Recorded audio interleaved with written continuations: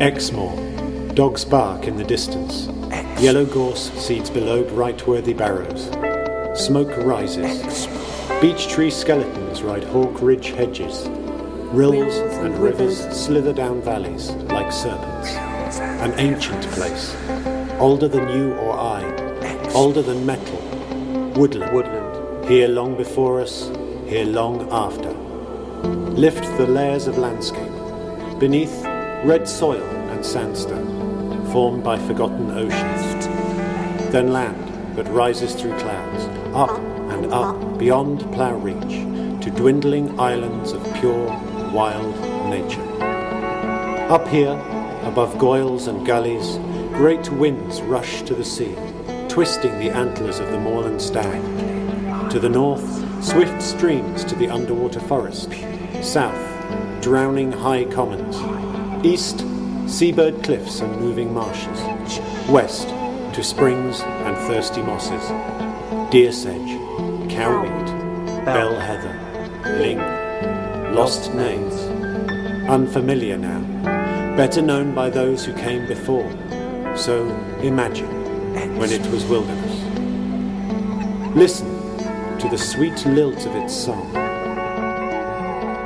Now paint in farmyards, pastures, paddocks, trails, tracks, charcoal burners, barns, barrows, mines, memories, forests. All this in your hands. All this in your hands. All this in your hands.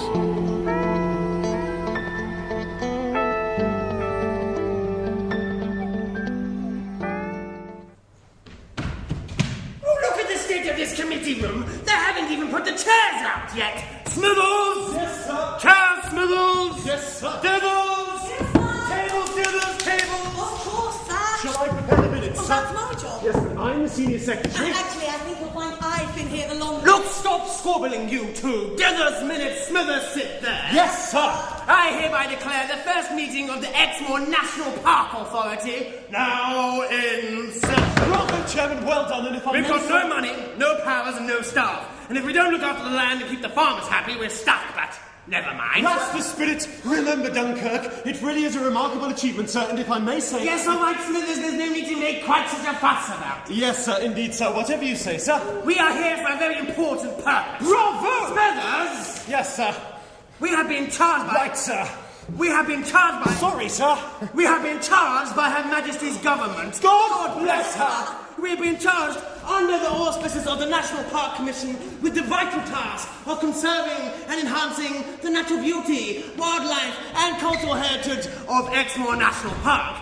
Are you written this down with us? Every word, Chairman. And furthermore, for the promotion of opportunities for understanding and enjoying the special qualities of the park by members of the public. Jolly good, sir. Now, the Commission had a jog around the valleys 5 years ago and got this map. As you can see, pretty big place. It goes all the way from over here to here. Up there, down there. There are toilets here, here, here, and here. Tea shop here. And souvenirs available, Mrs. Miggs' pie shop here. Excuse me, sir. We've got lots of these, some of these, a few of those, and far too much of that. Excuse me, Chairman. Quiet, Smithers. We've got 267 square miles of countryside to look after. Heather-covered hills, valleys, fast-running fishing rivers here, here, and here. The highest cliffs in England here. Huge caves that can be reached by boats.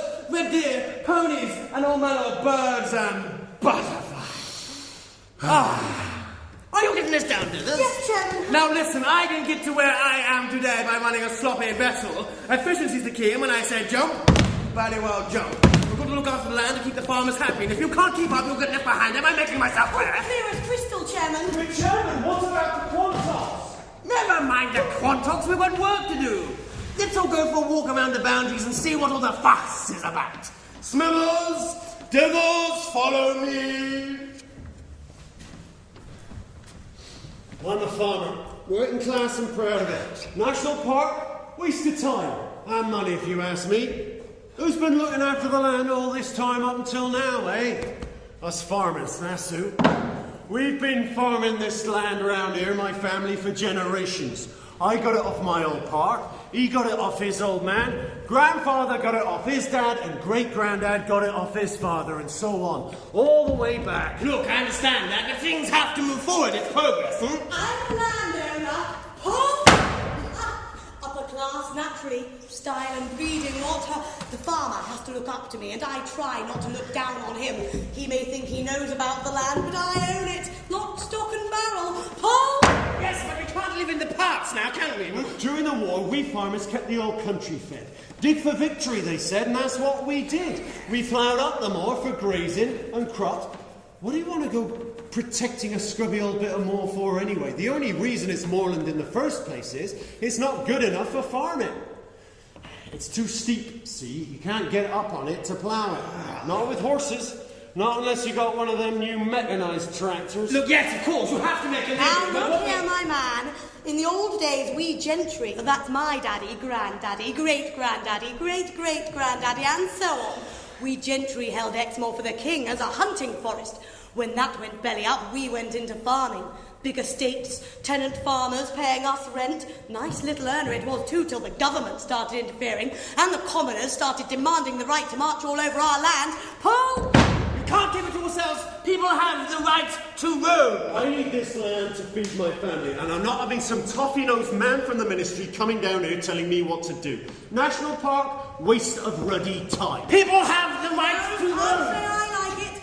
Thousands of them went on that mass trespass up on Kinder Scout in 1932, rambling all over the place, breaking the law. Well, they made their point. Daddy wouldn't approve, mind you. Thin end of the wedge, he'd call it. Paul! Please be careful with that shotgun, it's dangerous. Away, away from men and towns to the silent wilderness. Ah, Shelley, Keats, Byron, the romantic poets, full of the beauty and wonder of the landscape. Oh, the poetic emptiness of the high moor, the birds, the flowers, how it lifts the soul, refreshes the senses. What's this? Fences? Ploughing? I say we can't have that! Well, we have to strike a balance, support our farmers. No, we have to protect this place. The birds, the butterflies, the flowers. We can't let the farmers and the government take control. No. Vigilance is our watchword. Conservation and preservation. Yes, but don't forget- I'll write to the Well, newspapers. this is Paul Opright. We need 500,000 new houses by the middle of next century. Then there's the tourism. We want campsites, toilets, car parks. Hang on, what did you just say? Well, they've got to go somewhere. That scrubby old moor isn't worth anything to anyone.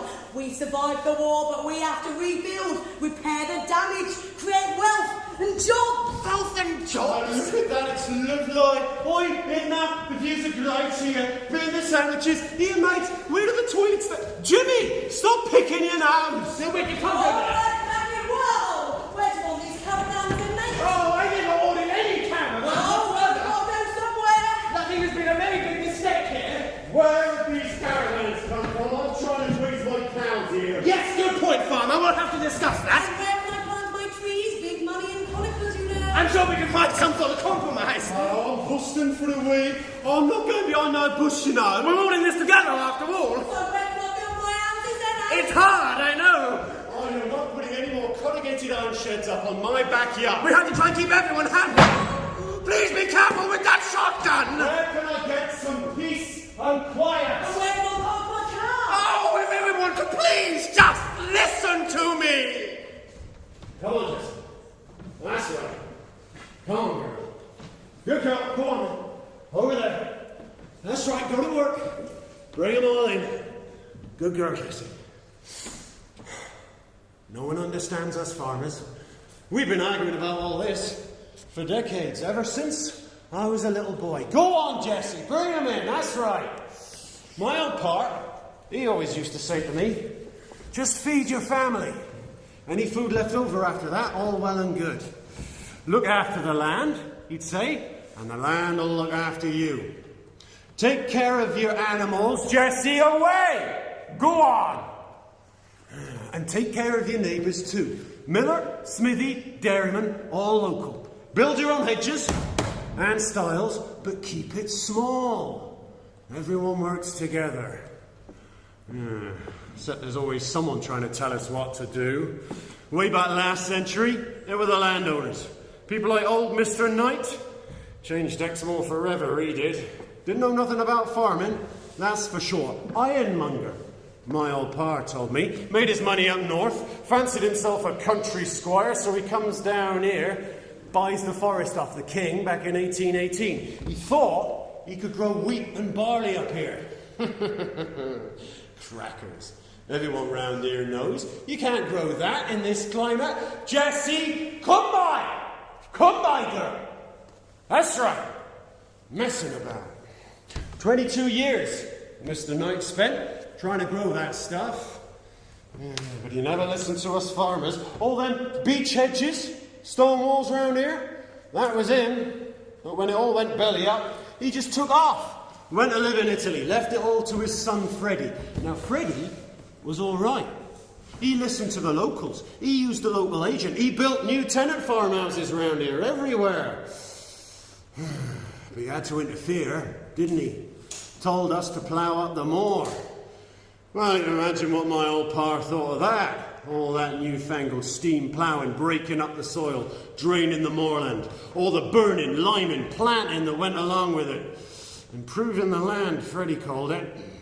But there was no money in it. And in the end, all them new Knight farmhouses just went into ruin. All got sold off as houses. Jessie, lie down! Good girl, now go on. Next thing we know, Second World War. There's food shortages, so the government starts interfering. Dig for victory, it said on the posters. So we ploughs up the moor again. For crops and grazing, against our better judgment. But before we know it, it's peacetime again, and there's all this cheap food coming in from abroad. Beef, all the way from Argentina. What's wrong with our Exmoor cows, eh? Too expensive, that's what. So jobs start going. Government panics. There's more interference. We'll give you handouts. They say, produce more sheep, you get more money. But the only place to put the sheep is up on the high moor. Where else do they expect us to do it, eh? Now there's this new national park malarkey. Everyone's up in arms saying how the high moor's under threat. And it's we farmers who are the villains of the piece. That's right, Jessie. Go on. Get 'em home. That's a good girl. No one understands us farmers. We've been arguing about all this ever since I was a boy.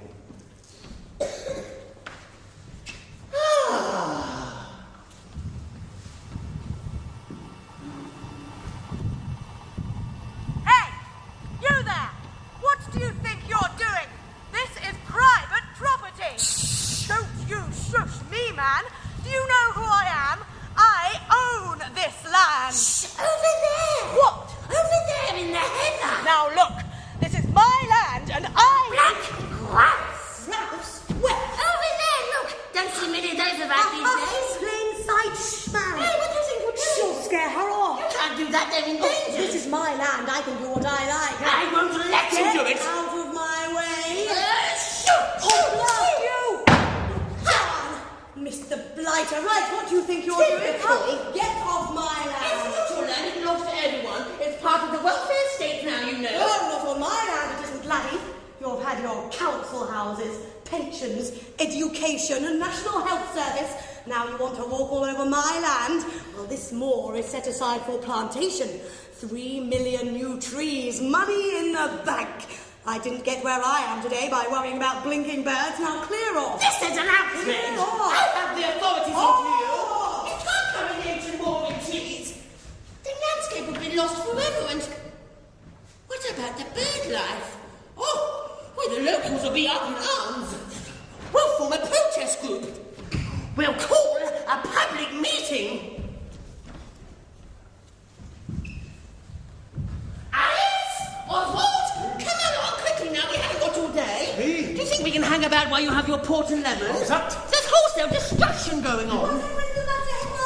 Up on the moor, destruction, I tell you. The landscape's in terrible danger. They want to cover the wild moor with trees. I say. We have to do something. Form a protest group. Oh, how exciting. What shall we call ourselves? The Exmoor Liberation Front. No.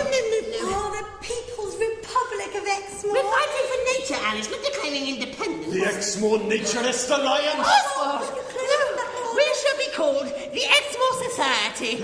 Vigilance is our watchword. Ladies and gentlemen, the pledge. The pledge. Vigilance is our watchword. Now, boys and girls, I've called you all here today because the Forestry Commission wishes to plant a huge conifer forest on the open moor. Well, they can't do that. What's a conifer? Yeah, it's like a Christmas tree. They want to plant the chains and Thurzel Common and the Head and Valley. What about the landscape? We do need the wood mine for housing and construction, pit props and that. Oh, rubbish is the thin end of the wedge. They're just trying to make some quick cash. We need rugby goalposts too. First the chains and then the rest of the moor. Trout Hill, Tittle, Warren Cleave. Oh, they'll start in the valleys, cutting down the ancient woodlands and replacing them with Christmas trees. Oh, all those lovely views will be gone for good. And the cotton grass. Eh? If the cotton grass goes, that's the end of the butterflies. We've got to do something. Oh, vigilance. We are the front line, ladies and gentlemen, the Exmoor Society. We cannot stand idly by and watch while our beautiful ancient moorland is ploughed and fenced for farming, or covered in Christmas trees and conifers, while its rare birds and insects suffer. We must act, and act now. And so we pledge. Wherever there's a plan, we will scrutinise it. Wherever there's a committee, we will lobby it. We will fight congestion, support wildlife, and protect the special qualities of the moor. Organise moorland walks, publish educational pamphlets, and preserve the history of this landscape. We are the Exmoor Society. We will never surrender. We will fight them in the hedgerows, on the hillsides, and in the valleys. This is our finest hour. We will protect our beautiful landscape from Charlacombe to Elworthy. You're getting from carried Cora away. to Doverton, from Twitter to Coolmutton. Calm down, Headmaster. It's only a few Christmas trees. Don't tell me to calm down, Oswald. This is serious. We've got a fight on our hands. Come on, everyone. Let's get ready. To Umbo! Good evening, boys and girls, and welcome to the Doverton Parish Rooms, where we gather tonight for what promises to be one of the toughest fights Exmoor has seen in years. The Exmoor Light Heavyweight Championship. In the mid corner, the new kid on the block, vowing to halt the unrelenting march of progress and protect the special qualities of the moor at all costs. I give you the Simmons Bar Slugger, the Doverton Dynamo, the original Exmoor Beast. It's Alice from the Exmoor Society. And in the blue corner, all the way from the mean streets of London town, armed with a briefcase full of policies and the law on his side, bankrolled by the Ministry of Agriculture, it's the king of the conifer, the giant of the timber, the chief of the Chainsaw Massacre. It's the man from the Forestry Commission. Please, ladies and gentlemen, calm down, calm down. It's a thorny question. Should the High Moor be covered with trees, destroying the delicate habitat in the process? Or should we save it from forestation? If we do, how will landowners make a living if they can't sell timber? Where would we get our building supplies from? It's up to you, ladies and gentlemen. What do you think would happen if the High Moor was covered in trees? What about the butterflies, the moorland flowers, the birds? Well, let's have a look. You're right, Greg. Alright, Charlie. Haven't seen you for a while. I've been living up at Hunger's Ball. Well, they planted it full of conifers, had to move on. Blooming terrible, isn't it? Flaming Christmas trees everywhere. Well, I don't mind once a year, but you can't have too much of a good thing. Oh, right. I don't mean to grouse, but then needles get right in my feathers. And then there's all the new types moving in. New neighbours coming here. There's foxes, there's deer keeping you up at all hours, there's magpies, crows, neighbourhood's getting dangerous, and we're all getting ill. And there's no room left to nest or find food. And when you do get off your nest to look for food, they come out of the trees, steal your There are eggs. too many trees, see? They like trees, magpies do. Give them somewhere to hide. Just when you're least expecting it, they swoop, come at you from above. Doesn't bear thinking about. Sorry. False alarm. Only a pigeon. Only a pigeon. Move along. Nothing to see here. Are you all right, Greg? I think so, Charlie. Well, best be off. Remember, keep your head down. All right, Charlie. Bye. Here's the fight of the decade, ladies and gentlemen. 12 3-minute rounds and knockdown over submission to deciding. Hanging in the balance, the future of the ancient moorland. Right, I want a nice clean fight, no biting, no gouging, and no underhand politics, especially from you, Alice. Back to your corners. Let the battle begin! Hello, everyone. Thanks for coming. It's your chance to vote on the first of 3 big questions of the day. Number 1, should the mall be covered in Christmas trees and conifers? Everyone lift up one arm in the air for me. Go on. That's it. Fantastic. Everyone, one arm in the air. Brilliant. Great stuff. Great stuff. Everyone, let's see those arms up. Even you at the back, you don't escape either. Okay, everyone lift them up. That's a yes. Right, everyone put your arms down. Fantastic stuff. That's a no. So, what do you think? Should the mall be covered in Christmas trees and conifers? I want everyone to vote now. Oh, half a vote there. Someone was thinking about voting. This chap here thinks that it should be. Anyone else? Is it just one person out of all 2 of you? Well, that's not very many. Well, you have spoken, boys and girls. This is a democratic process. But what really happened in history? The winner! Saving the Eye Mall from Christmas trees 365 days of the year was Alice and the Exmoor Society! 1-0.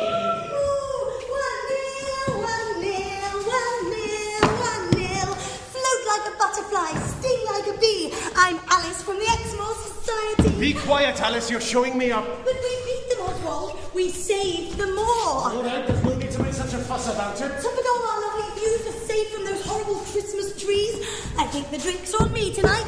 Line them up, landlord. I feel a session coming on. Not again. Oh, so fast. This is just the beginning. What? Well, we've only just started. Like a hydra-headed monster, the forces of overdevelopment will regroup. It's up to us to keep them in check.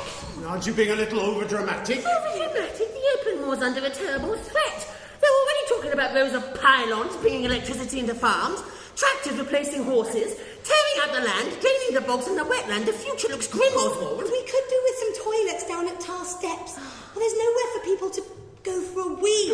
The hedges are suffering, I can tell you. People keep weeing behind the little shed. It's getting very smelly, especially in this hot weather. Ooh. And then last night I had a terrible dream. Eh? I was lying all snuggled up in my bed. More like in his Be coffin. quiet, Oswald. All of a sudden there was this strange noise. It filled the air all around me. A low rumble, a never-ending swish, swish, swish, relentlessly pounding my brain. Too much gin if you ask me. All of a sudden I was surrounded by this strange mist.